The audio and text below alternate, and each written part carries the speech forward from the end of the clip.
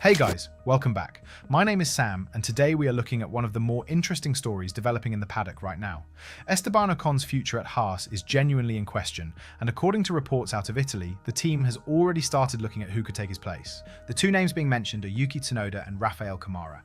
Two very different drivers, two very different profiles, and a decision that will tell us a lot about where Haas sees themselves going as a team. But before we get into the candidates, let us talk about why Ocon is in this position in the first place. The numbers this season have been difficult to ignore. Oliver Bearman has 18 points. Ocon has 3. Bearman is 11th in the Drivers' Championship. Ocon is 17th. That is not a small gap. That is a significant difference between two drivers in the same car. When Haas brought Ocon in, the thinking was straightforward. He is an experienced Formula One driver, he has won a race, and he would give the team a solid foundation alongside a young Bearman. Ocon was supposed to be the one leading the team technically and bringing consistency. Instead, it has been Bearman doing that, while Ocon has struggled to find his feet. Now, Ocon has had some misfortune this year. A technical issue in Melbourne qualifying cost him a good starting position. Safety car timing in China and Japan did not help. But the problem is that in Formula One, the comparison that matters most is the one with your teammate, and on that measure, Ocon is losing. Guenther Steiner, the former Haas team principal, who knows this team better than almost anyone, was asked about the situation recently. He did not hold back. He said he thinks Ocon will be gone by the end of the year, and that unless something changes drastically, he will not be back in 2027. Ocon pushed back hard on the reports, calling them fabricated, and Ayao Komatsu publicly defended his driver, saying there was no truth to the stories of tension between them. But Ralf Schumacher, speaking on a Sky Germany podcast, revealed that Haas is planning on two fronts. They would ideally like to keep both drivers, but they are not ruling anything out. What makes this situation particularly uncomfortable for Ocon is the context. This is not a case of a driver being beaten by a more experienced teammate. Bearman is a rookie. He came into 2026 with no full Formula One season under his belt. The expectation was that Ocon would guide him through the year, not the other way around. And yet here we are, halfway through the season, with Bearman sitting 6 times higher in the championship standings. Ocon has been in difficult situations with teammates before. His relationship with Fernando Alonso at Alpine was notoriously strained. His time alongside Pierre Gasly was also tense at points. But those were experienced drivers. Losing the internal battle to a rookie is a different kind of problem, and it is one that is very hard to explain away. That brings us to Yuki Tsunoda. Tsunoda's story over the last 18 months is one of the more unfortunate ones in recent Formula One history. He spent 4 seasons at Racing Bulls, building a reputation as a quick and aggressive driver. Then Red Bull promoted him to the main team for 2025, and the experience was not what anyone expected. The Red Bull car that year was genuinely difficult to drive. It was set up in a way that did not suit Tsunoda's style, and the transition from the Racing Bulls car was harder than anticipated. He struggled to match the pace of his teammates, and after 8 months, Red Bull decided to move him aside in favour of Isaac Hadjar. Tsunoda himself said his only regret was missing out on driving a good Racing Bulls car, because by the time he left, that car had become genuinely competitive. He ended up on the sidelines for 2026, working as Red Bull's reserve driver, attending debriefs, running laps in the simulator, and staying as close to the action as possible without actually being in it. But Tsunoda is not sitting still. He has been training hard and staying sharp. He told F1.com recently that he is in the best physical shape of his life and that he is ready to jump in the moment an opportunity comes. He said, "I am hungry to get back." For Haas, Tsunoda makes a lot of sense. He has 4 years of Formula One experience. He knows how to develop a car over a long season. He knows how to manage tyres, how to work with engineers, and how to perform under pressure in the midfield. He would give Bearman a genuine teammate who can push him and contribute meaningfully to the team's technical development. There is also the Honda angle.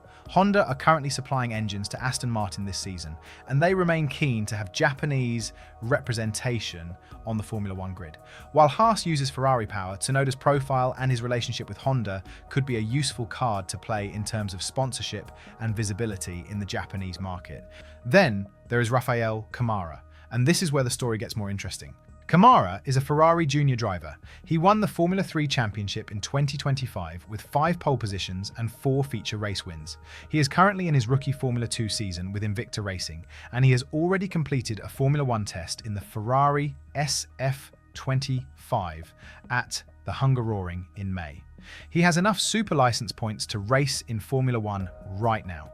The reason Camara is being linked to Haas specifically is the Ferrari connection. If Haas were to sign Camara, they would essentially be running two Ferrari junior drivers, turning the team into a full development program for the manufacturer. That is a very different strategic direction compared to signing Tsunoda. With Tsunoda, you are buying experience and reliability. With Camara, you are betting on the future and deepening the Ferrari relationship at the same time.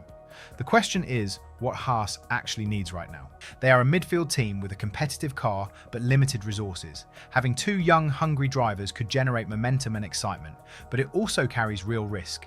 Camara has never raced in Formula One, and the step up from Formula 2 is significant. Behrman managed it well, but not every driver does. What makes this decision harder is the timing. The 2027 season will see teams continuing to develop and push the 2026 car concept further. Having drivers who understand the car deeply and can provide consistent technical feedback is valuable. Tsunoda, with his years of experience, would be better placed to do that immediately. Camara would need time to learn, and in a competitive midfield, time is a luxury. Ocon still has the second half of the season to make his case. If he can close the gap to Behrman, score points consistently, and show that the early struggles were circumstantial rather than a sign of a deeper problem, he might convince Haas to stick with him. But the window is closing. Haas will want to have their 2027 lineup confirmed well before the end of the season. And the longer Ocon goes without results, the harder it becomes to justify keeping him. Teams in the midfield cannot afford to carry a driver who is not delivering. Every point matters when the Constructors' Championship gaps are so tight. Formula One does not wait for anyone. Ocon knows that better than most. He has been in difficult situations before and he has come through them, but this one feels different. The teammate he is being compared to is outperforming him clearly and consistently. The team is already looking at alternatives, and the candidates waiting in the wings are credible options with real support behind them. The next few races will tell us a lot. If Ocon can find some form before the summer break, the conversation might change. But if the gap to Behrman stays where it is, Haas will have a very easy decision to make. There is one more thing worth mentioning, and that is the broader picture for Ocon personally. If he loses his Haas seat, his options in Formula One become very limited. The grid is full. Most of the competitive seats are locked up for years. A driver of his profile, experienced, a race winner, but not a championship contender, does not have many places to go. There is no obvious landing spot waiting for him. That makes the next few months genuinely important for his career, not just his 2027 contract. For Tsunoda, the situation is almost the reverse. He has nothing to lose. He is already on the sidelines. Any race seat is an upgrade on where he is now, and Haas would be a legitimate opportunity to rebuild his reputation and show what he can do in a stable environment with a car that actually works. If he performs well alongside Behrman, he puts himself back in the conversation for bigger things down the line. And for Camara, this would be the moment his career either takes off or stalls. The jump from Formula 2 to Formula 1 is the biggest step in motorsport. Some drivers make it look easy. Others find the reality very different from what they expected. Camara has the talent, the backing, and the test experience. Whether that translates into results in a race environment is the question nobody can answer until he actually does it. Drop a comment below and let me know who you think Haas should go with.